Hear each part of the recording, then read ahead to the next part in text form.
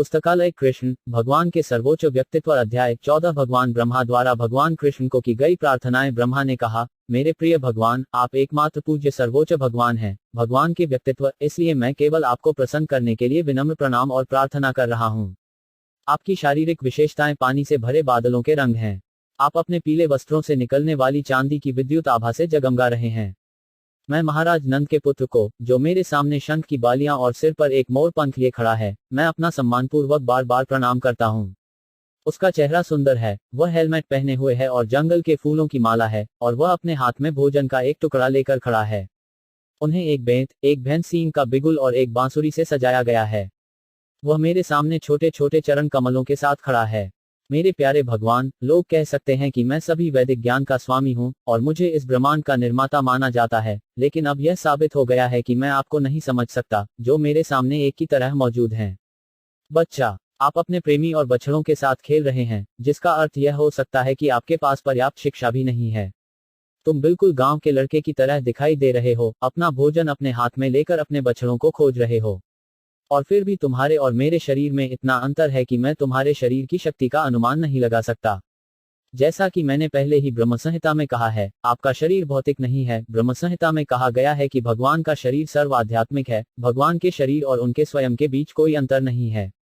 उसके शरीर का प्रत्येक अंग अन्य सभी के कार्य कर सकता है। प्रभु अपने हाथों से देख सकते हैं, वे अपनी आंखों से सुन सकते हैं, वे अपने पैरों से प्रसाद स्वीकार कर सकते हैं, और वे अपने मुंह से रचना कर सकते हैं। ब्रह्मा ने आगे कहा, एक चरवाहे के रूप में आपकी उपस्थिति भक्तों के लाभ के लिए है, और यद्यपि मैंने आपके लड़कों और बछड़ों को चुराकर आपके चरण कमलों का अपराध किया है, मैं समझ सकता हूं कि आपने मुझ पर अपनी दया की है। यह आपके भक्तों के प्रति अत्यधिक स्नेही होने के आपके दिव्य गुण को दर्शाता है। लेकिन मेरे प्रति आपके अत्यधिक स्नेह के बावजूद मैं आपकी शारीरिक गतिविधियों की शक्ति का अनुमान नहीं लगा सकता। यह समझना होगा कि जब मैं इस ब्रह्मांड के सर्वोच्च व्यक्तित्व भगवान ब्रह्मा, भगवान के सर्वोच्च व्यक्तित्व के बच्चे के समान शरीर का अनुमान नहीं लगा सकता, तो दूसरों की क्या बात करें। और अगर मैं आपके बाल समान शरीर की आध्यात्मिक शक्ति का अनुमान नहीं लगा सकता, तो मैं आपकी दिव्य लीलाओं के बारे में क्या समझ सकता हूँ। इसलिए जैसा कि भगवत गीता में कहा गया है, जो कोई भी भगवान की दिव्य लीलाओं, प्रकटन और गायब होने के बारे में थोड़ी सी भी समझ सकता है, वह भौतिक शरीर छोड़ने के बाद तुरंत भगवान के राज्य में प्रवेश करने के योग्य हो जाता है। वेदों में इस कथन की पुष्टि की गई है, जहां कहा गया है, केवल भगवान के सर्वोच्च व्यक्तित्व को समझने से कोई भी बार बार जन्म और मृत्यु की श्रृंखला को दूर कर सकता है। इसलिए मेरा सुझाव है कि लोगों को अपने सट्टा ज्ञान से आपको समझने की कोशिश नहीं करनी चाहिए। आपको समझने के लिए सबसे अच्छी प्रक्रिया है कि आप सट्टा प्रक्रिया को विनम्रतापूर्वक छोड़ दें और आपके बारे में सुनने का प्रयास करें, या तो अपने आप से, जैसा कि आपने भगवत गीता और इसी तरह के कई वैदिक साहित्य में बयान दिया है, या एक सच्चे भक्त से जिसने आश्रय लिया है। आपके चरण कमलों में बिना किसी अटकल के भक्त से सुनना पड़ता है। व्यक्ति को अपनी सांसारिक स्थिति बदलने की भी आवश्यकता नहीं है, उसे बस आपका संदेश सुनना है। यद्यपि आप भौतिक इंद्रियों द्वारा समझ में नहीं आते हैं, केवल आपके बारे में सुनकर व्यक्ति धीरे धीरे गलतफहमी की अज्ञानता पर विजय प्राप्त कर सकता है। आपकी कृपा से ही आप एक भक्त के सामने प्रकट हो जाते हैं। आप किसी अन्य माध्यम से अजेय हैं। भक्ति सेवा के किसी भी अंश के बिना सट्टा ज्ञान केवल आपकी तलाश में समय की बर्बादी है। भक्ति सेवा इतनी महत्वपूर्ण है कि एक छोटा सा प्रयास भी व्यक्ति को सर्वोच्च पूर्णता के मंच पर ले जा सकता है। इसलिए भक्ति सेवा की इस शुभ प्रक्रिया की उपेक्षा नहीं करनी चाहिए और सट्टा पद्धति को अपनाना चाहिए। सट्टा पद्धति से व्यक्ति आपकी लौकिक अभिव्यक्ति का आंशिक ज्ञान प्राप्त कर सकता है, लेकिन आपको हर चीज के मूल को समझना संभव नहीं है। केवल काल्पनिक ज्ञान में रुचि रखने वाले व्यक्तियों का प्रयास केवल व्यर्थ श्रम है, जैसे उस व्यक्ति का श्रम जो चावल के धान की खाली भूसी को पीटकर कुछ हासिल करने का प्रयास करता है। धान की थोड़ी सी मात्रा को पीसने वाले पहिए से भूसा जा सकता है और चावल के कुछ दाने प्राप्त कर सकते हैं, लेकिन यदि धान की खाल पहले ही पीसने वाले पहिए से पीटा जा चुका है, तो बड़ी मात्रा में भी धान को पीटने का कोई फायदा नहीं है। भूसी, यह बस बेकार श्रम है। मेरे प्यारे भगवान, मानव समाज के इतिहास में ऐसे कई उदाहरण हैं जहां एक व्यक्ति दिव्य मंच को प्राप्त करने में असफल होने के बाद अपने शरीर, मन और शब्दों के साथ भक्ति सेवा में लगा हुआ है और इस प्रकार आपके में प्रवेश करने की उच्चतम सिद्ध स्थिति प्राप्त कर ली है। निवास, आपको अटकलबाजी या रहस्यवादी ध्यान द्वारा समझने की प्रक्रियाएं भक्ति सेवा के बिना बेकार हैं। इसलिए व्यक्ति को अपने सांसारिक कार्यों में भी आपकी भक्ति में संलग्न होना चाहिए और आपकी दिव्य महिमा को सुनने और नाम जप करने की प्रक्रिया द्वारा स्वयं को हमेशा आपके निकट रखना चाहिए। केवल आपकी महिमा के श्रवण और नाम जप में आसक्त होकर व्यक्ति आपके राज्य में प्रवेश करने की उच्चतम सिद्ध अवस्था को प्राप्त कर सकता है। इसलिए यदि कोई व्यक्ति आपकी महिमा को सुनकर और जप करके हमेशा आपके संपर्क में रहता है और केवल आपकी संतुष्टि के लिए अपने काम का परिणाम देता है, तो वह बहुत आसानी से और खुशी से आपके परमधाम में प्रवेश करता है। आप उन लोगों द्वारा साकार हैं जिन्होंने अपने दिलों को सभी संदूषण से साफ कर दिया है। हृदय की यह शुद्धि आपकी प्रभुता की महिमा का जप और श्रवण करने से संभव होती है। प्रभु सर्वव्यापी हैं। जैसा कि भगवान कृष्ण ने भगवद गीता में कहा है, सब कुछ मेरे द्वारा बनाए रखा जाता है, लेकिन साथ ही मैं हर चीज में नहीं हूँ। चूंकि भगवान सर्वव्यापी हैं, उनके ज्ञान के बिना कुछ भी मौजूद नहीं है। भगवान के सर्वोच्च व्यक्तित्व की सर्वव्यापी प्रकृति कभी भी जीव के सीमित ज्ञान के भीतर नहीं हो सकती है। इसलिए जो व्यक्ति भगवान के चरण कमलों पर मन को स्थिर करके मन की स्थिरता प्राप्त कर लेता है, वह कुछ हद तक परम भगवान को समझने में सक्षम होता है। इंद्रिय तृप्ति के लिए विविध विषयों में भटकना मन का काम है। इसलिए केवल वही व्यक्ति जो इंद्रियों को हमेशा भगवान की सेवा में लगाता है, वह मन को नियंत्रित कर सकता है और भगवान के चरण कमलों में स्थिर हो सकता है। भगवान के चरण कमलों पर मन की यह एकाग्रता समाधि कहलाती है। जब तक कोई समाधि या समाधि की अवस्था तक नहीं पहुंच जाता, तब तक वह भगवान के परम व्यक्तित्व की प्रकृति को नहीं समझ सकता। कुछ दार्शनिक या वैज्ञानिक हो सकते हैं जो परमाणु से परमाणु तक ब्रह्मांडीय प्रकृति का अध्ययन कर सकते हैं। वे इतने उन्नत हो सकते हैं कि वे ब्रह्मांडीय वातावरण या आकाश के सभी ग्रहों और तारों की परमाणु संरचना, या यहाँ तक सूर्य के चमकते आणविक कणों या आकाश में सितारों और अन्य चमकदारों की परमाणु संरचना की गणना कर सकते हैं। लेकिन भगवान के सर्वोच्च व्यक्तित्व के गुणों की गणना करना संभव नहीं है। जैसा कि वेदांत सूत्र की शुरुआत में वर्णित है, सर्वोच्च व्यक्ति सभी गुणों का मूल है। उन्हें आमतौर पर निर्गुण कहा जाता है। निर्गुण का अर्थ है जिनके गुण अनुमान से परे हैं, गुण का अर्थ है गुणवत्ता, और नीर का अर्थ है अनुमान से परे। लेकिन निर्विशेषवादी इस शब्द की व्याख्या निर्गुण के रूप में करते हैं, जिसमें कोई गुण नहीं है, क्योंकि वे दिव्य अनुभूति में भगवान के गुणों का अनुमान लगाने में असमर्थ हैं। वे निष्कर्ष निकालते हैं कि सर्वोच्च भगवान में कोई गुण नहीं है, लेकिन वास्तव में यह स्थिति नहीं है। वास्तविक स्थिति यह है कि वह सभी गुणों का मूल स्रोत है। सभी गुण उसी से नित्य उत्पन्न होते हैं। इसलिए एक सीमित व्यक्ति भगवान के गुणों को कैसे गिन सकता है? एक क्षण में कोई भगवान के गुणों का अनुमान लगा सकता है, लेकिन अगले ही क्षण गुण बढ़ गए हैं, इसलिए भगवान के दिव्य गुणों का अनुमान लगाना संभव नहीं है। इसलिए उन्हें निर्गुण कहा जाता है। भगवान के गुणों का अनुमान लगाने के लिए मानसिक अटकलों में व्यर्थ श्रम नहीं करना चाहिए। रहस्यवादी योग पूर्णता को प्राप्त करने के लिए सट्टा पद्धति को अपनाने या शरीर को व्यायाम करने की कोई आवश्यकता नहीं है। बस इतना समझ लेना चाहिए कि इस शरीर का दुख और सुख पहले से तय है। इस शारीरिक अस्तित्व के संकट से बचने या विभिन्न प्रकार के अभ्यासों द्वारा सुख प्राप्त करने का प्रयास करने की कोई आवश्यकता नहीं है। सबसे अच्छा तरीका है शरीर, मन और वचन के साथ भगवान के परम व्यक्तित्व के प्रति समर्पण और हमेशा उनकी सेवा में लगे रहना। यह पालौकिक श्रम फलदायी है, लेकिन परम सत्य को समझने के अन्य प्रयास कभी सफल नहीं होते हैं। इसलिए एक बुद्धिमान व्यक्ति सट्टा या रहस्यवादी शक्ति द्वारा परम सत्य को समझने की कोशिश नहीं करता है, बल्कि वह भक्ति सेवा में संलग्न होता है और भगवान के सर्वोच्च व्यक्तित्व पर निर्भर करता है। वह जानता है कि शरीर को जो कुछ भी हो सकता है, वह उसके पिछले फलदायी कार्यों के कारण होता है। यदि कोई भक्तिमय सेवा में इतना सरल जीवन व्यतीत करता है, तो उसे स्वतः ही भगवान का दिव्य धाम प्राप्त हो जाता है। वास्तव में प्रत्येक जीव परम भगवान का अंश और अंश है और देवत्व का पुत्र है। प्रत्येक को भगवान के दिव्य सुखों को प्राप्त करने और साझा करने का प्राकृतिक अधिकार है, लेकिन पदार्थ के संपर्क के कारण बद्ध जीवों को व्यावहारिक रूप से वंचित कर दिया गया है। यदि कोई भक्ति सेवा में स्वयं को संलग्न करने की सरल विधि को अपनाता है, तो वह स्वतः ही भौतिक संदूषण से मुक्त होने के योग्य हो जाता है और सर्वोच्च भगवान के साथ संगति की दिव्य स्थिति में पहुंच जाता है। भगवान ब्रह्मा ने खुद को सबसे अभिमानी जीवित प्राणी के रूप में भगवान कृष्ण के सामने प्रस्तुत किया, क्योंकि वे अपनी व्यक्तिगत शक्ति के आश्चर्य की जांच करना चाहते थे। उसने यहोवा के बछड़ों और बछड़ों को यह देखने के लिए चुराया कि यहोवा उन्हें कैसे ठीक करेगा। अब भगवान ब्रह्मा ने स्वीकार किया कि उनका प्रयास सबसे अधिक अभिमानी था, क्योंकि वे अपनी ऊर्जा को मूल ऊर्जा के व्यक्ति के सामने परखने का प्रयास कर रहे थे। अपने होश में आने पर भगवान ब्रह्मा ने देखा कि यद्यपि वे इस भौतिक संसार के अन्य सभी जीवित प्राणियों के आकलन में एक बहुत शक्तिशाली जीवित प्राणी थे, उनकी शक्ति भगवान के सर्वोच्च व्यक्तित्व की शक्ति और ऊर्जा की तुलना में कुछ भी नहीं थी। भौतिक दुनिया के वैज्ञानिकों ने परमाणु हथियारों जैसे चमत्कारों का आविष्कार किया है, और जब इस ग्रह पर किसी शहर या किसी तुच्छ स्थान पर परीक्षण किया जाता है, तो ऐसे शक्तिशाली हथियार तथाकथित कहर पैदा करते हैं। लेकिन अगर परमाणु हथियारों का परीक्षण सूर्य पर किया जाता है, तो क्या है उनका महत्व? वे वहां नगण्य हैं। इसी तरह ब्रह्मा द्वारा श्री कृष्ण से बछड़ों और लड़कों की चोरी रहस्यवादी शक्ति का एक अद्भुत प्रदर्शन हो सकता है, लेकिन जब श्री कृष्ण ने इतने सारे बछड़ों और लड़कों में अपनी विशाल शक्ति का प्रदर्शन किया और उन्हें बिना प्रयास के बनाए रखा, तो ब्रह्मा समझ सकते थे कि उनकी अपनी शक्ति नगण्य थी। ब्रह्मा ने भगवान कृष्ण को अच्युत के रूप में संबोधित किया क्योंकि भगवान अपने भक्त द्वारा की गई एक छोटी सी सेवा को कभी नहीं भूलते।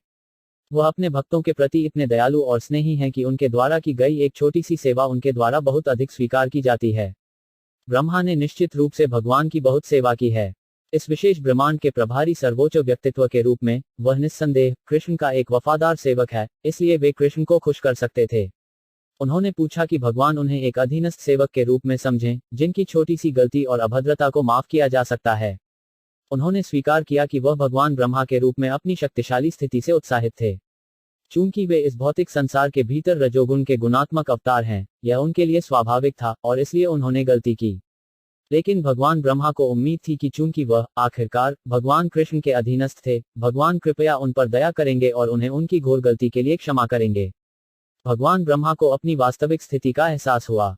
वह निश्चित रूप से इस ब्रह्मांड के सर्वोच्च शिक्षक हैं, भौतिक प्रकृति के उत्पादन के प्रभारी हैं, जिसमें पूरी भौतिक ऊर्जा, झूठे अहंकार, आकाश, वायु, अग्नि, जल और पृथ्वी शामिल हैं। ऐसा ब्रह्मांड विशाल हो सकता है, लेकिन इसे मापा जा सकता है, जैसे हम अपने शरीर को 7 स्पैन के रूप में मापते हैं। आमतौर पर हर किसी के व्यक्तिगत शारीरिक माप की गणना उसके हाथ के 7 स्पैन के रूप में की जाती है। यह विशेष ब्रह्मांड एक बहुत ही विशाल शरीर के रूप में प्रकट हो सकता है, लेकिन यह भगवान ब्रह्मा के लिए 7 काल की माप के अलावा और कुछ नहीं है। इस ब्रह्मांड के अलावा असीमित अन्य ब्रह्मांड हैं जो इस विशेष भगवान ब्रह्मा के अधिकार क्षेत्र से बाहर हैं। जैसे असंख्य परमाणु अति सूक्ष्म टुकड़े एक पर्दे की खिड़की के छिद्रों से गुजरते हैं, वैसे ही लाखों खरबों ब्रह्मांड अपने अंकुर रूप में महाविष्णु के शारीरिक छिद्रों से बाहर आ रहे हैं, और वह महाविष्णु केवल एक भाग का एक हिस्सा है। कृष्ण का पूर्ण विस्तार। इन परिस्थितियों में, हालांकि भगवान ब्रह्मा इस ब्रह्मांड के सर्वोच्च प्राणी हैं, भगवान कृष्ण की उपस्थिति में उनका क्या महत्व है? इसलिए भगवान ब्रह्मा ने अपनी तुलना अपनी मां के गर्भ में एक छोटे बच्चे से की। यदि गर्भ में पल रहा बच्चा अपने हाथों और पैरों से खेलता है और खेलते समय मां के शरीर को छूता है, तो क्या मां बच्चे से नाराज होती है?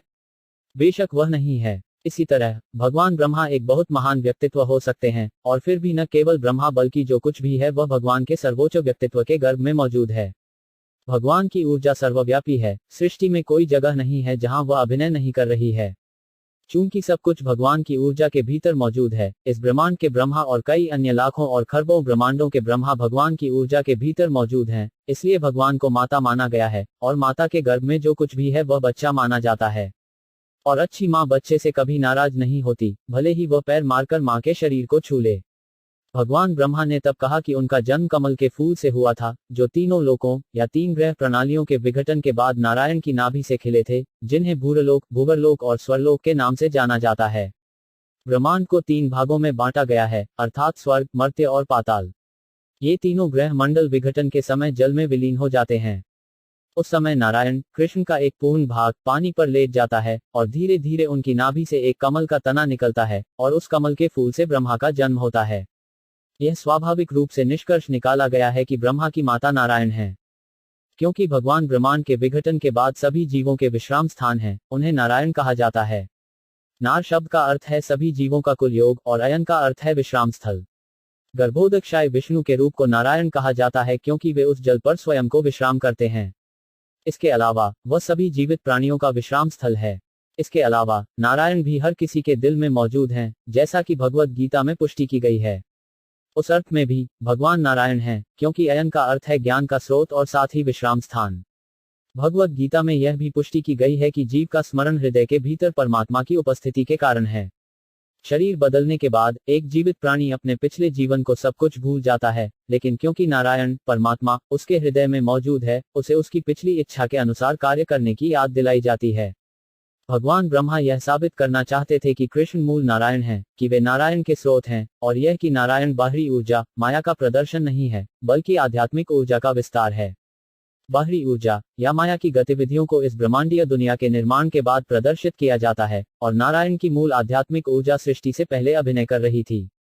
तो नारायण का विस्तार नारायण से कर्षोदकशाय विष्णु तक, कर्षोदकशाय विष्णु से गर्भोदकशाय विष्णु तक, गर्भोदकशाय विष्णु से क्षीरोदकशाय तक, वास्तव में हर किसी के हृदय का विस्तार है, और हर किसी के हृदय का विस्तार है उनकी आध्यात्मिक ऊर्जा की अभिव्यक्तियां। वे भौतिक ऊर्जा द्वारा संचालित नहीं होते हैं, इसलिए वे अस्थायी नहीं हैं। भौतिक ऊर्जा द्वारा संचालित कुछ भी अस्थायी है, लेकिन आध्यात्मिक ऊर्जा द्वारा निष्पादित सब कुछ शाश्वत है। भगवान ब्रह्मा ने कृष्ण को मूल नारायण के रूप में स्थापित करने के अपने कथन की पुष्टि की। उन्होंने कहा कि भगवान का विशाल सार्वभौमिक रूप गर्भोदक नामक जल पर विश्राम कर रहा है। उन्होंने इस प्रकार कहा, यह विशाल सार्वभौमिक रूप आपकी ऊर्जा की एक और अभिव्यक्ति है। पानी पर उनके विश्राम के कारण यह सार्वभौमिक रूप भी नारायण है, और हम सभी इस नारायण रूप के गर्भ में हैं। मैं आपके विभिन्न नारायण रूपों को हर जगह देखता हूँ। मैं आपको पानी पर देख सकता हूँ, मैं आपको अपने दिल में महसूस कर सकता हूँ, और अब मैं आपको अपने सामने भी देख सकता हूँ। आप मूल नारायण हैं। मेरे प्रिय भगवान, इस अवतार में आपने साबित कर दिया है कि आप माया के सर्वोच्च नियंत्रक हैं। आप ब्रह्मांडीय अभिव्यक्ति के भीतर रहते हैं, और फिर भी पूरी सृष्टि आपके भीतर है। यह तथ्य आपके द्वारा पहले ही सिद्ध किया जा चुका है जब आपने अपनी माता यशोदा के सामने अपने मुख के भीतर संपूर्ण सार्वभौमिक रचना का प्रदर्शन किया था। योगमाया की आपकी अकल्पनीय शक्ति से आप बाहरी सहायता के बिना ऐसी चीजों को प्रभावित कर सकते हैं।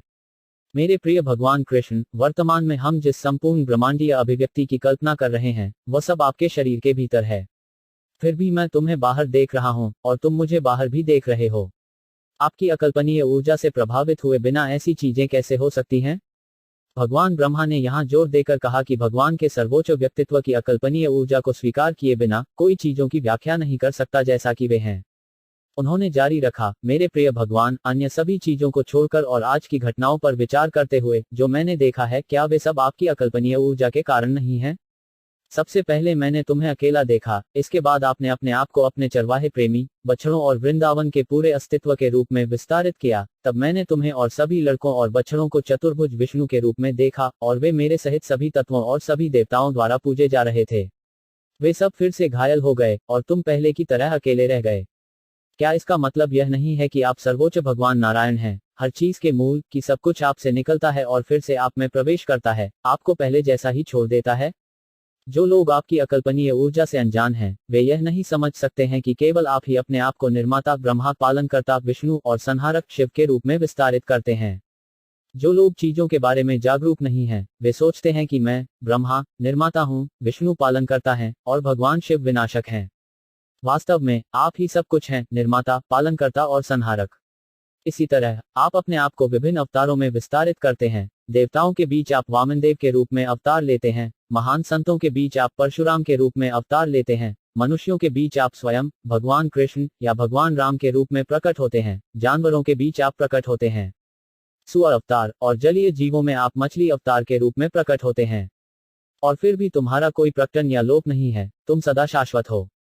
आपका प्रकट होना और गायब होना आपकी अकल्पनीय ऊर्जा से केवल वफादार भक्तों को सुरक्षा प्रदान करने और अविश्वासी राक्षसों का सफाया करने के लिए संभव हुआ है। हे मेरे भगवान, हे भगवान के सर्वव्यापी सर्वोच्च व्यक्तित्व, हे परमात्मा, सभी रहस्यवादी शक्तियों के नियंत्रक, कोई भी आपकी दिव्य लीलाओं की सराहना नहीं कर सकता है क्योंकि वे इन तीनों लोकों के भीतर प्रदर्शित होते हैं। कोई भी अनुमान नहीं लगा सकता कि आपने अपनी योगमाया और अपने अवतारों का विस्तार कैसे किया और आप अपनी दिव्य ऊर्जा से कैसे कार्य करते हैं। मेरे प्रिय भगवान, यह संपूर्ण ब्रह्मांडीय अभिव्यक्ति एक चमकते हुए सपने की तरह है, और इसका अस्थायी अस्तित्व केवल मन को परेशान करता है। नतीजतन हम इस अस्तित्व में चिंता से भरे हुए हैं। इस भौतिक संसार में रहने का अर्थ है केवल दुख सहना और सभी दुखों से भरा होना। और फिर भी भौतिक दुनिया का यह अस्थायी अस्तित्व आपके शरीर से विकसित होने के कारण सुखद और प्रिय प्रतीत होता है, जो शाश्वत और आनंद और ज्ञान से भरा है। इसलिए मेरा निष्कर्ष यह है कि आप सर्वोच्च आत्मा, परम सत्य और सर्वोच्च मूल व्यक्ति हैं, और यद्यपि आपने अपनी अकल्पनीय पालौकिक शक्तियों से अपने आप को इतने सारे विष्णु रूपों में और जीवों और अन्य ऊर्जाओं में भी विस्तारित किया है, आप एक सेकंड के बिना सर्वोच्च हैं, सर्वोच्च परमात्मा हैं। असंख्य जीव मूल अग्नि की चिंगारी के समान हैं। आपका आधिपत्य परमात्मा की अवैयक्तिक के रूप में धारणा गलत है, क्योंकि मैं देखता हूं कि आप मूल व्यक्ति हैं। गरीब ज्ञान कोश वाले व्यक्ति यह सोच सकते हैं कि क्योंकि आप महाराज नंद के पुत्र हैं, आप मूल व्यक्ति नहीं हैं, कि आप मनुष्य की तरह ही पैदा हुए हैं। वे गलत हैं। आप वास्तविक मूल व्यक्ति हैं, यही मेरा निष्कर्ष है। नंद के पुत्र होने के बावजूद आप मूल व्यक्ति हैं, और इसमें कोई संदेह नहीं है। आप परम सत्य हैं, और आप इस भौतिक अंधकार के नहीं हैं। आप मूल ब्रह्म ज्योतिर के साथ साथ भौतिक प्रकाशकों, सूर्य, चंद्रमा और सितारों के स्रोत हैं। आपका दिव्य तेज ब्रह्म ज्योतिर के समान है। जैसा कि ब्रह्म संहिता में वर्णित है, ब्रह्म ज्योतिर आपके व्यक्तिगत शारीरिक तेज के अलावा और कुछ नहीं है। आपके विभिन्न गुणों के कई विष्णु अवतार और अवतार हैं, लेकिन वे सभी अवतार एक ही स्तर पर नहीं हैं। आप मूल दीपक हैं। अन्य अवतारों में मूल दीपक के समान मोमबत्ती की शक्ति हो सकती है, लेकिन मूल दीपक सभी प्रकाश की शुरुआत है। और क्योंकि आप इस भौतिक दुनिया की कृतियों में से एक नहीं हैं, इस दुनिया के विनाश के बाद भी आप जैसे हैं वैसे ही आपका अस्तित्व बना रहेगा। क्योंकि आप मूल व्यक्ति हैं, आपको गोपाल तपनी उपनिषद में और साथ ही ब्रह्म संहिता में गोविंदम आदि पुरुषम के रूप में वर्णित किया गया है। गोविंदा मूल व्यक्ति हैं, सभी कारणों के कारण हैं। भगवत गीता में भी कहा गया है कि आप ब्रह्म तेज के स्रोत हैं। किसी को भी यह निष्कर्ष नहीं निकालना चाहिए कि आपका शरीर एक साधारण भौतिक शरीर की तरह है। आपका शरीर अक्षर है, अविनाशी। भौतिक शरीर हमेशा 3 गुना दुखों से भरा होता है, लेकिन आपका शरीर सत्य आनंद विग्रह है, आनंद, ज्ञान और शाश्वतता से भरा हुआ। आप निरंजन भी हैं क्योंकि माता यशोदा के छोटे पुत्र या गोपियों के प्रेमी के रूप में आपकी लीलाएं भौतिक गुणों से कभी दूषित नहीं होती हैं। और यद्यपि आपने अपने आप को इतने सारे ग्वालों और बछड़ों के रूप में प्रदर्शित किया, फिर भी आपकी दिव्य शक्ति कम नहीं हुई। आप हमेशा पूर्ण होते हैं। जैसा कि वैदिक साहित्य में वर्णित है, भले ही पूर्ण को पूर्ण से हटा दिया जाए, सर्वोच्च पूर्ण सत्य, यह पूर्ण सर्वोच्च पूर्ण सत्य बना रहता है। और यद्यपि पूर्ण से कई विस्तार दिखाई दे रहे हैं, पूर्ण एक सेकंड के बिना एक है। चूंकि आपकी सभी लीलाएं आध्यात्मिक हैं, इसलिए उनके प्रकृति के भौतिक गुणों से दूषित होने की कोई संभावना नहीं है। जब आप अपने आप को अपने पिता और माता, नंदा और यशोदा के अधीन रखते हैं, तो आप अपनी शक्ति में कम नहीं होते हैं। यह आपके भक्तों के प्रति आपके प्रेमपूर्ण रवैये की अभिव्यक्ति है। आपसे मुकाबला करने के लिए कोई दूसरी पहचान नहीं है। ज्ञान के एक गरीब कोश के साथ एक व्यक्ति यह निष्कर्ष निकालता है कि आपकी उपस्थिति और लीलाएं केवल भौतिक पदनाम हैं। आप अविद्या और ज्ञान दोनों से परे हैं, जैसा कि गोपाल तपनी उपनिषद में पुष्टि की गई है। आप मूल अमृत हैं, अमरता के अविनाशी अमृत हैं। जैसा कि वेदों में पुष्टि की गई है, अमृत, शाश्वत, ब्रह्म शाश्वत है, सब कुछ का सर्वोच्च मूल है, जिसका कोई जन्म या मृत्यु नहीं है। उपनिषदों में यह कहा गया है कि सर्वोच्च ब्रह्म सूर्य के समान तेज है और सब कुछ का मूल है, और जो कोई भी उस मूल व्यक्ति को समझ सकता है वह भौतिक बद्ध जीवन से मुक्त हो जाता है। कोई भी जो केवल भक्ति सेवा द्वारा आपसे जुड़ा हो सकता है, वह आपकी वास्तविक स्थिति, जन्म, रूप, गायब होने और गतिविधियों को जान सकता है। जैसा कि भगवत गीता में पुष्टि की गई है, केवल आपकी संवैधानिक स्थिति, उपस्थिति और गायब होने को समझकर इस वर्तमान शरीर को छोड़ने के बाद तुरंत आध्यात्मिक राज्य में उठाया जा सकता है। इसलिए भौतिक अज्ञान के सागर को पार करने के लिए एक बुद्धिमान व्यक्ति आपके चरण कमलों की शरण लेता है और आसानी से आध्यात्मिक दुनिया में स्थानांतरित हो जाता है। कई तथाकथित ध्यानी हैं जो नहीं जानते कि आप सर्वोच्च आत्मा हैं। जैसा कि भगवत गीता में कहा गया है, आप सभी के दिल में मौजूद सर्वोच्च आत्मा हैं। इसलिए आपसे परे किसी चीज पर ध्यान करने की कोई आवश्यकता नहीं है। जो हमेशा कृष्ण के आपके मूल रूप पर ध्यान में लीन रहता है, वह आसानी से भौतिक अविद्या के सागर को पार कर जाता है। लेकिन जो लोग यह नहीं जानते कि आप सर्वोच्च आत्मा हैं, उनके तथाकथित ध्यान के बावजूद इस भौतिक दुनिया में रहते हैं। यदि आपके भक्तों की संगति से किसी व्यक्ति को पता चलता है कि भगवान कृष्ण मूल परमात्मा है, तो उसके लिए भौतिक अज्ञान के सागर को पार करना संभव है। उदाहरण के लिए, जब कोई व्यक्ति रस्सी को सांप समझ लेता है, तो वह भय से भर जाता है, लेकिन जैसे ही वह यह समझता है कि रस्सी सांप नहीं है, वह भय से मुक्त हो जाता है। यदि कोई आपको समझता है, इसलिए आपकी व्यक्तिगत शिक्षाओं के माध्यम से, जैसा कि भगवत गीता में कहा गया है, या आपके शुद्ध भक्तों की शिक्षाओं के माध्यम से, जैसा कि श्रीमद् भागवत और अन्य सभी वैदिक साहित्य में कहा गया है, यदि कोई यह महसूस करता है कि आप अंतिम लक्ष्य हैं, समझ उसे अब इस भौतिक अस्तित्व से डरने की आवश्यकता नहीं है। तथाकथित मुक्ति और बंधन का उस व्यक्ति के लिए कोई अर्थ नहीं है जो पहले से ही आपकी भक्ति में लगा हुआ है, जैसे रस्सी उस व्यक्ति के लिए भयभीत नहीं है जो जानता है कि यह सांप नहीं है। एक भक्त जानता है कि यह भौतिक संसार आपका है, और इसलिए वह सब कुछ आपकी दिव्य प्रेममयी सेवा में लगा देता है। इस प्रकार उसके लिए कोई बंधन नहीं है। जो व्यक्ति पहले से ही सूर्य ग्रह में स्थित है, उसके लिए दिन या रात के नाम पर सूर्य के प्रकट होने या गायब होने का कोई सवाल ही नहीं है। यह भी कहा जाता है कि आप, कृष्ण, सूर्य की तरह हैं, और वह माया अंधेरे की तरह है। जब सूर्य मौजूद है, तो अंधेरे का कोई सवाल ही नहीं है। तो जो आपकी सेवा में सदा आपके सानिध्य में रहते हैं, उनके लिए बंधन या मुक्ति का कोई सवाल ही नहीं है। वे पहले ही मुक्त हो चुके हैं। दूसरी ओर, जो लोग आपके चरण कमलों की शरण लिए बिना अपने को मुक्त समझते हैं, वे नीचे गिर जाते हैं क्योंकि उनकी बुद्धि शुद्ध नहीं है। इसलिए यदि कोई सोचता है कि परमात्मा आपके व्यक्तित्व से कुछ अलग है और इस प्रकार वह परमात्मा या सर्वोच्च ब्रह्म को कहीं और, जंगल में या हिमालय की गुफाओं में खोजता है, तो उसकी स्थिति बहुत ही दयनीय है। भगवत गीता में आपकी शिक्षाएं हैं कि व्यक्ति को आत्म साक्षात्कार की अन्य सभी प्रक्रियाओं को छोड़ देना चाहिए और केवल आपके प्रति समर्पण करना चाहिए, क्योंकि यह पूर्ण है। क्योंकि आप हर मामले में सर्वोच्च हैं। जो ब्रह्म तेज की खोज कर रहे हैं, वे भी आपको खोज रहे हैं। और जो परमात्मा प्राप्ति की खोज में हैं, वे भी तुम्हें खोज रहे हैं। आप भगवत गीता में कहते हैं कि आप स्वयं परमात्मा के रूप में अपने आंशिक प्रतिनिधित्व द्वारा इस भौतिक ब्रह्मांडीय अभिव्यक्ति में प्रवेश कर चुके हैं। आप सबके हृदय में विद्यमान हैं और परमात्मा को कहीं और खोजने की आवश्यकता नहीं है। अगर कोई ऐसा करता है तो वह सिर्फ अज्ञानता में है। जो ऐसी स्थिति से परे है वह समझता है कि आप असीमित हैं, आप भीतर और बाहर दोनों हैं। इसलिए आपकी उपस्थिति हर जगह है। भक्त कहीं और परमात्मा की खोज करने के बजाय अपने मन को केवल आप पर केंद्रित करता है। वास्तव में जो जीवन की भौतिक अवधारणा से मुक्त हो गया है वह आपको खोज सकता है, अन्य नहीं कर सकते। रस्सी को सर्प समझने का उदाहरण केवल उन पर लागू होता है जो अभी भी आपके अज्ञान में हैं। दरअसल जब कोई रस्सी को सांप समझ लेता है तो सांप का अस्तित्व केवल मन के भीतर होता है। इसी तरह माया का अस्तित्व केवल मन के भीतर है। माया आपके व्यक्तित्व की अज्ञानता के अलावा और कुछ नहीं है। जब कोई आपके व्यक्तित्व को भूल जाता है वह माया की बद्ध स्थिति है। इसलिए जो आंतरिक और बाह्य दोनों में आप पर स्थिर है वह ब्रह्म में नहीं है। जिसने भक्ति सेवा का थोड़ा सा परिणाम प्राप्त किया है वह आपकी महिमा को समझ सकता है। ब्रह्म साक्षात्कार या परमात्मा साक्षात्कार का प्रयास करने वाला भी आपके व्यक्तित्व की इन विशेषताओं को तब तक नहीं समझ सकता जब तक कि आप उसे कम से कम थोड़ी सी भक्ति सेवा का परिणाम न दें। कोई व्यक्ति अनेक निर्विशेषवादियों का आध्यात्मिक गुरु हो सकता है, या वह जंगल में या किसी पहाड़ी गुफा में जाकर कई वर्षों तक एक साधु के रूप में ध्यान कर सकता है, लेकिन वह थोड़ी सी भक्ति सेवा के पक्ष में हुए बिना आपकी महिमा को नहीं समझ सकता है।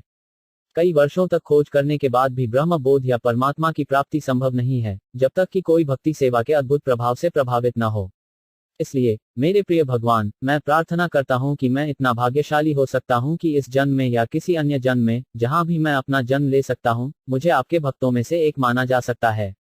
मैं जहां कहीं भी हूं, मैं प्रार्थना करता हूं कि मैं आपकी भक्ति सेवा में लगा रहूं। मुझे इस बात की भी परवाह नहीं है कि मुझे भविष्य में किस प्रकार का जीवन मिलेगा, क्योंकि मैं देख सकता हूं कि गायों और बछड़ों या चरवाहों के रूप में भी भक्त इतने भाग्यशाली हैं कि वे हमेशा आपकी दिव्य प्रेममयी सेवा और संगति में लगे रहते हैं। इसलिए मैं अब जैसे महान व्यक्ति के बजाय उनमें से एक बनना चाहता हूं, क्योंकि मैं अज्ञानता से भरा हूं। वृंदावन की गोपियां और गायें इतनी भाग्यशाली हैं कि वे आपको अपने स्तन का दूध देने में सक्षम हैं। जो लोग बड़े बड़े यज्ञ करने में तथा अनेक बहुमूल्य बकरियों को यज्ञ में अर्पित करने में लगे रहते हैं, वे तुम्हें समझने की सिद्धि को प्राप्त नहीं कर सकते, परंतु केवल भक्तिमय सेवा के द्वारा गांव की ये मासूम औरतें और गायें सभी अपने दूध से आपको संतुष्ट कर सकती हैं। तुमने उनका दूध तृप्ति से पिया है, फिर भी यज्ञ करने वालों से तुम उतनी तृप्त नहीं होते। मैं बस आश्चर्यचकित हूं। इसलिए महाराज नंद, माता यशोदा और चरवाहों और गोपियों की भाग्यशाली स्थिति के साथ, क्योंकि आप परम भगवान, परम सत्य, यहाँ उनकी सबसे अंतरंग प्यारी वस्तु के रूप में मौजूद हैं।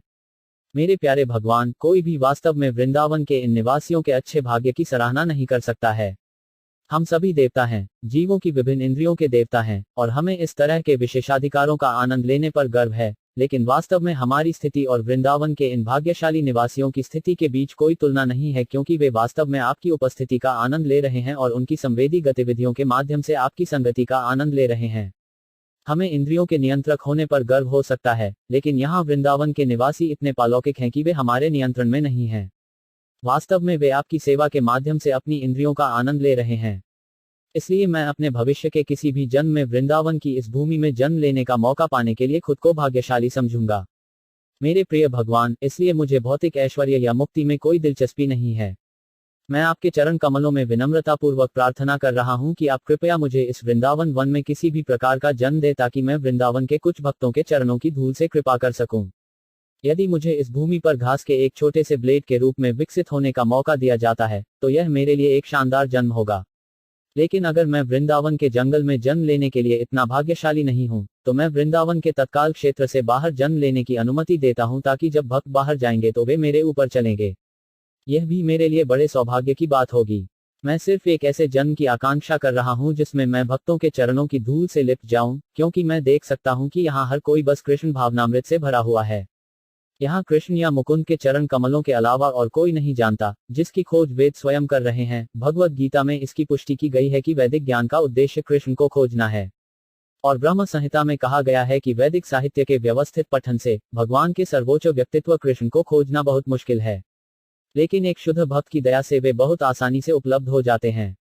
वृंदावन के शुद्ध भक्त भाग्यशाली हैं, क्योंकि वे मुकुंद भगवान कृष्ण को हर समय देख सकते हैं। मुकुंद शब्द को दो तरह से समझा जा सकता है।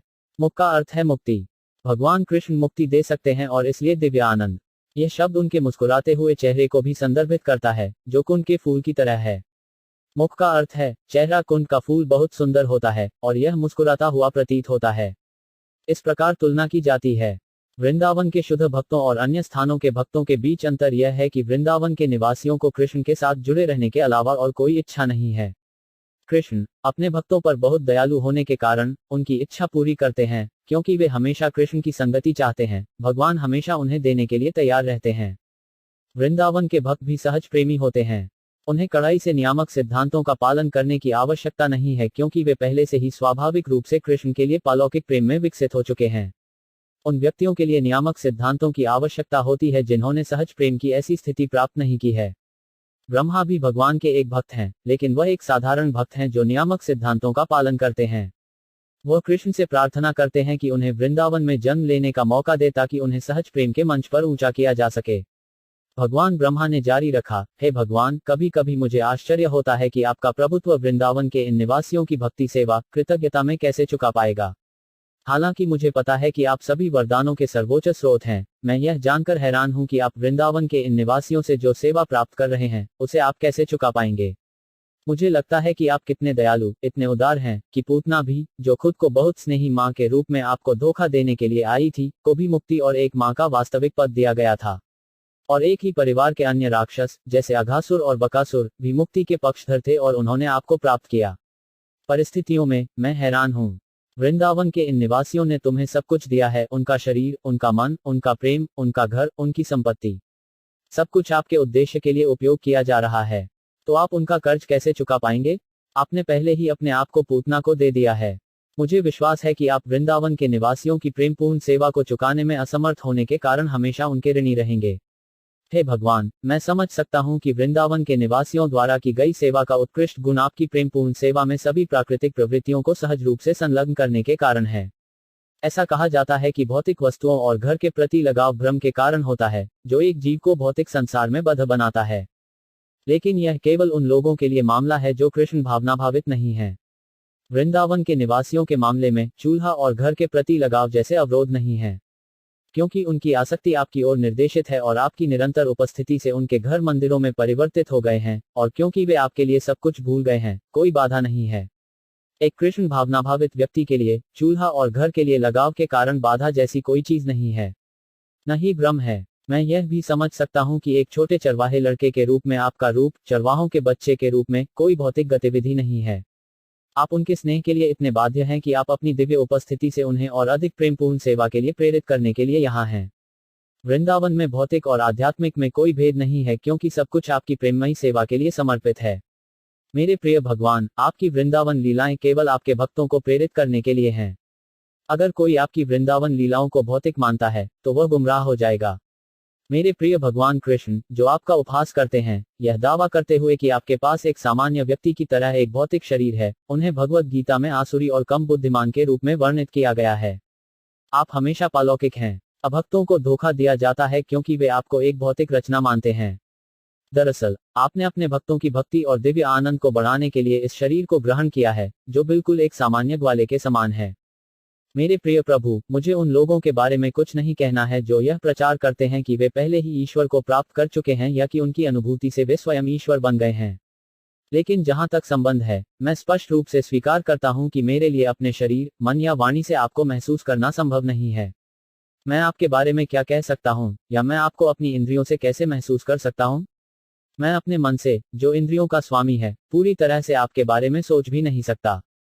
इस भौतिक संसार में कोई भी व्यक्ति आपके गुणों, आपकी गतिविधियों और आपके शरीर की कल्पना नहीं कर सकता है। आपकी दया से ही कोई कुछ हद तक समझ सकता है कि आप क्या हैं। मेरे प्यारे भगवान, आप सभी सृष्टि के सर्वोच्च भगवान हैं। हालांकि मैं कभी कभी झूठा सोचता हूं कि मैं इस ब्रह्मांड का मालिक हूं। मैं इस ब्रह्मांड का स्वामी हो सकता हूं, लेकिन असंख्य ब्रह्मांड हैं, और असंख्य ब्रह्मा भी हैं जो इन ब्रह्मांडों की अध्यक्षता करते हैं। लेकिन वास्तव में आप उन सभी के स्वामी हैं। सबके हृदय में परमात्मा के रूप में आप सब कुछ जानते हैं। इसलिए कृपया मुझे अपने समर्पित सेवक के रूप में स्वीकार करें।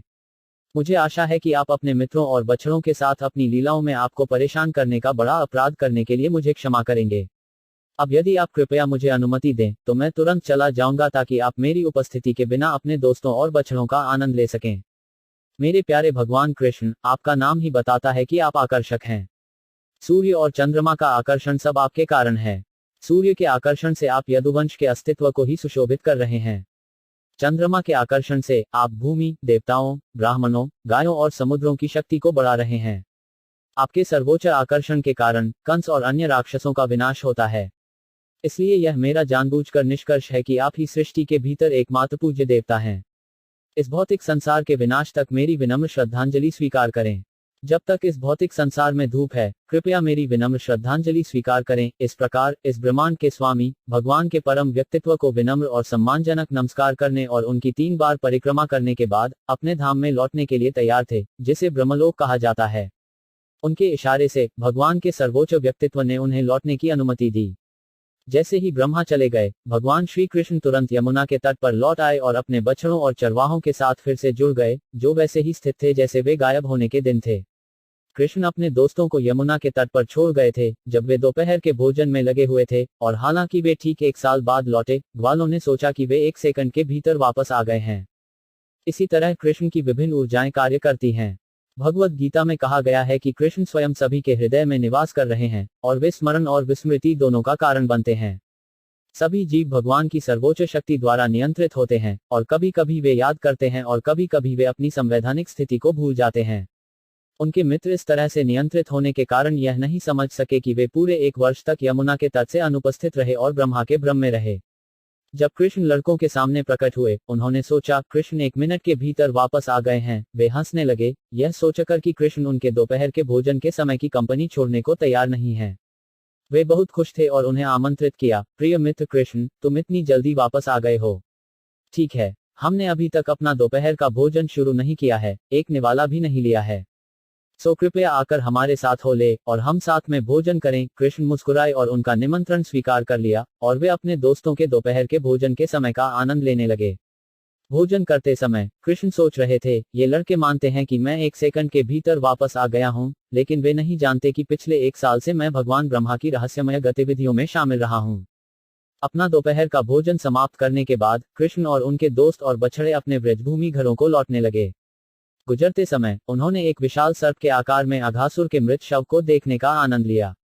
जब कृष्ण ब्रजभूमि में घर लौटे तो उन्हें वृंदावन के सभी निवासियों ने देखा।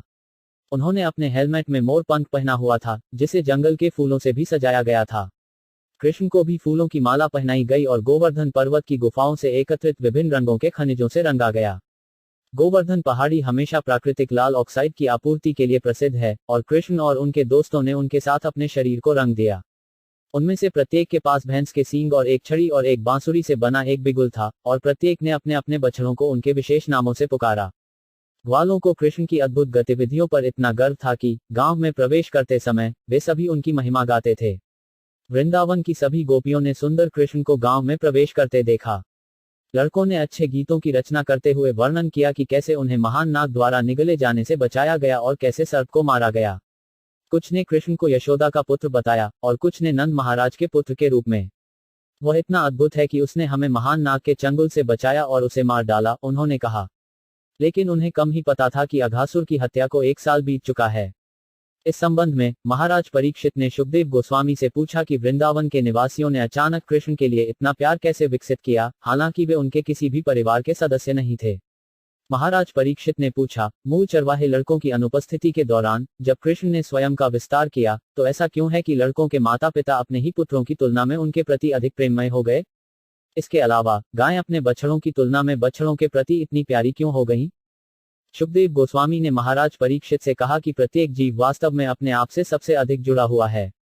बाहरी सामान जैसे घर, परिवार, मित्र, देश, समाज, धन, ऐश्वर्य और प्रतिष्ठा सभी जीव को प्रसन्न करने में गौण हैं। वे केवल इसलिए प्रसन्न होते हैं क्योंकि वे स्वयं को सुख देते हैं।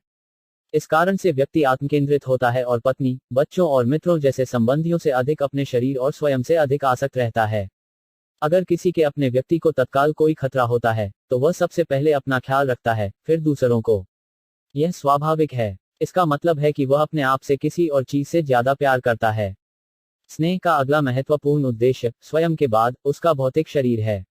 जिस व्यक्ति को आत्मा की कोई जानकारी नहीं है, वह अपने भौतिक शरीर से इतना अधिक जुड़ा हुआ है कि वह बुढ़ापे में भी शरीर को इतने कृत्रिम तरीकों से संरक्षित करना चाहता है, यह सोचकर कि उसके पुराने और टूटे हुए शरीर को बचाया जा सकता है। जीवन की शारीरिक या आध्यात्मिक अवधारणा के तहत हर कोई दिन रात मेहनत कर रहा है, केवल अपने आप को सुख देने के लिए। हम भौतिक संपत्तियों से जुड़े हुए हैं क्योंकि वे इंद्रियों या शरीर को सुख देते हैं। शरीर से लगाव केवल इसलिए है क्योंकि मैं आत्मा शरीर के भीतर है। इसी तरह जब कोई और आगे बढ़ता है तो वह जानता है कि आत्मा प्रसन्न है क्योंकि यह कृष्ण का अभिन्न अंग है। अंततः यह कृष्ण है जो प्रसन्न और सर्वाकर्षक हैं। वह सबका परमात्मा है और हमें यह जानकारी देने के लिए कृष्ण उतरते हैं और हमें बताते हैं कि सर्वाकर्षक केंद्र वे स्वयं हैं। कृष्ण के विस्तार के बिना कुछ भी आकर्षक नहीं हो सकता। ब्रह्मांडीय अभिव्यक्ति के भीतर जो कुछ भी आकर्षक है वह कृष्ण के कारण है। कृष्ण इसलिए सभी सुखों के जलाशय हैं। हर चीज का सक्रिय सिद्धांत कृष्ण है और उच्च श्रेष्ठ पालौकिक लोग हर चीज को उनके संबंध में देखते हैं। चैतन्य चरितामृत में यह कहा गया है कि एक महाभागवत या अत्यधिक उन्नत भक्त कृष्ण को सभी गतिशील और गतिहीन जीवों में सक्रिय सिद्धांत के रूप में देखता है। इसलिए वह कृष्ण के संबंध में इस ब्रह्मांडीय अभिव्यक्ति के भीतर सब कुछ देखता है। भाग्यशाली व्यक्ति के लिए जिसने हर चीज के रूप में कृष्ण की शरण ली है, मुक्ति पहले से ही है। वह अब भौतिक दुनिया में नहीं है।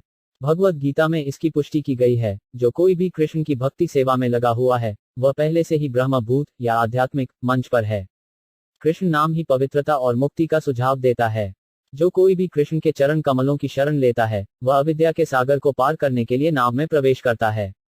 उसके लिए भौतिक अभिव्यक्ति का यह विशाल विस्तार एक बछड़े के खुर के पानी के समान महत्वहीन हो जाता है। कृष्ण सभी महान आत्माओं के आश्रय हैं और वे भौतिक संसारों के भी आश्रय हैं।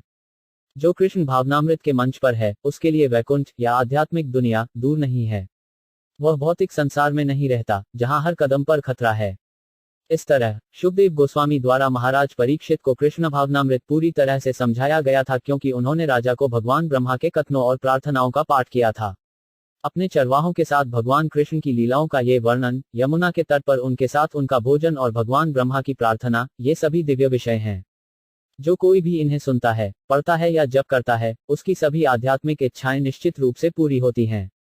इस प्रकार कृष्ण के बचपन की लीलाओं, बलराम के साथ उनके खेल और वृंदावन में चरवाहों के लड़कों का वर्णन किया गया था। इस प्रकार कृष्ण के 14वें अध्याय का भक्तिवेदांत तात्पर्य समाप्त होता है। भगवान ब्रह्मा द्वारा भगवान कृष्ण को अर्पित की गई प्रार्थना।